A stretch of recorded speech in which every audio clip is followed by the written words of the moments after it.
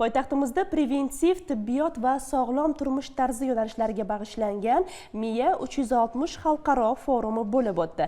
Mazkur anjuman mintaqadagi mutaxassislar uchun o'ziga xos tajriba almashish va muhim muloqot maydoniga aylandi. Siberian Wellness xalqaro kompaniyasi hamda PreventMed ittifoqi hamkorligida tashkil etilgan forum tafsilotlari bilan galdagi lavhada tanishasiz. Bugungi kunda inson salomatligiga yondashuv tubdan o'zgarmoqda. Aniqrog'i kasallikni davolash emas, uning oldini olish preventiv tibbiyot ustuvor yo'nalishga aylanmoqda. MIA 360 forumi aynan shu masalalarni muhokama qilish uchun xalqaro ekspertlarni birlashtirdi. Forumda 700 dan ortiq ishtirokchi va 25 dan ziyod xalqaro mutaxassislar qatnashdi. Mutaxassislar ma'ruzalar va amaliy keyslar orqali stressni boshqarish, emotsional charchash, burnout holatining oldini olish, uyqu sifatini yaxshilash va kognitiv funksiyalarini rivojlantirish masalalarga alohida to'xtalishdi. Biz hamkasblarimiz bilan ushbu forumni rejalashtirayotganimizda qaysi mavzuni asos qilib olish kerak degan savol tug'ildi. Biz shubhasiz bu MIA 360 bo'lishiga qaror qildik.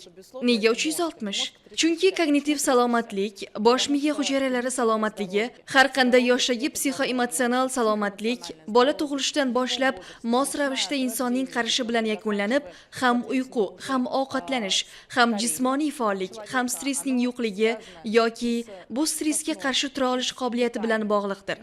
Shuning uchun albatta biz bu yerda miyaga MIA 360 ga har tomondan qaraydigan ekspertlarni to'pladik. Men mitoxondrial salomatlik masalalari bilan shug'ullanadigan mutaxassis sifatida bugun bu haqida ham gapirib berdim. Siberian Wellness O'zbekistonda 16 yildan buyon faoliyat yuritib kelmoqda. Kompaniya nafaqat mahsulotlar, balki infratuzilma va ishlab chiqarishga ham investitsiya kiritmoqda. Jumladan, Namangan viloyatida joylashgan Nam Agrotech agrosanoat klasteri buning yaqqol namunasi hisoblanadi. Bizda nafaqat mahsulot mavjudligi nuqtai nazardan, balki aytish mumkinki, o'zimizning ishlab chiqarish ko'lamimiz jihatdan ham yirik xalqaro kompaniya hisoblanadi. Kompaniyamiz juda katta. Bundan tashqari bizning Sibirda asosiy bosh ishlab chiqarish korxonamiz, Bolqonda, Serbiyada ishlab chiqarish korxonamiz, Apenin yarimorolda, San Marinoda ishlab chiqarish korxonamiz bor va O'zbekistondagi ishlab chiqarish korxonamiz ham borki, uni ehtimol ishlab chiqarish oilamizni bezab turgan durdona deb atash mumkin. U Namanganda Nam Agrotechda joylashgan bu katta agrosanoat majmuasi hisoblanadi. Hozirda bizda 400 gektardan ortiq mevali daraxtlar bor. Asta-sekin 2000 gektargacha kengaytirishni rejalashtiryapmiz. Hozirning o'zida yiliga qariyb 9000 tonna hosil yig'ib olyapmiz. Yangi siqilgan meva sharbatlari ishlab chiqaryapmiz. Kelajakda Foodtex yo'nalishini rivojlantirishni, pektinli konsentrantlar ishlab chiqarishni xohlaymiz. Bunga parallel ravishda albatta ekologik toza biologik faol qo'shimchalar yo'nalishini ham rivojlantirmoqdamiz.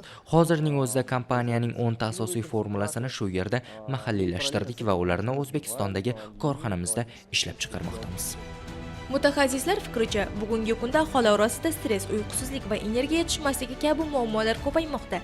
Akila va Nodira bizga ma'lumot berdilar va ular bugungi kunda sog'lom turmush tarzi va ya'ni doktorlarga Preventage va doktor bo'lmaganlarga OM, ya'ni ikkita yo'nalishda o'qishga imkoniyatni bugungi kunda Toshkentga olib kirganlar va shu yo'nalishda o'qib bitirib va bu sohada yanada ko'proq bilimlar olish sifatida keldim.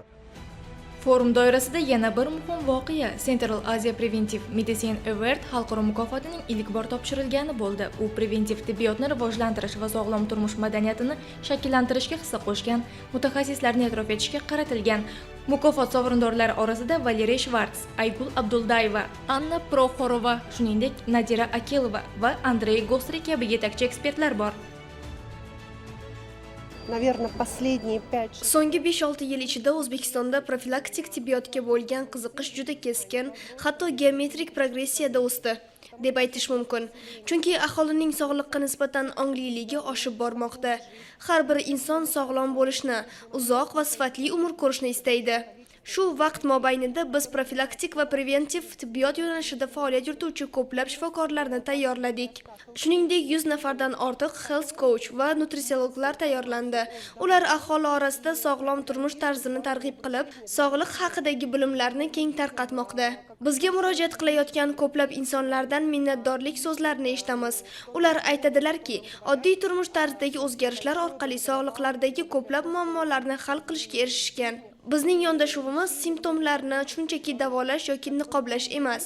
Biz kasalliklarni oldini olishga e'tibor qaratamiz. Chunki kasalliklarni davolashdan ko'ra uning oldini olish ancha oson va samarali. Miya 360 forumi nafaqat ilmiy muloqot maydoni, balki sog'lom turmush tarzini shakllantirish, bilim almashish va xalqaro hamkorlikni mustahkamlashga xizmat qiluvchi barqaror platformaga aylanmoqda. Sevinch Mingboyeva, Avazbek Sadullayev. Bugun yangiliklar dasturi uchun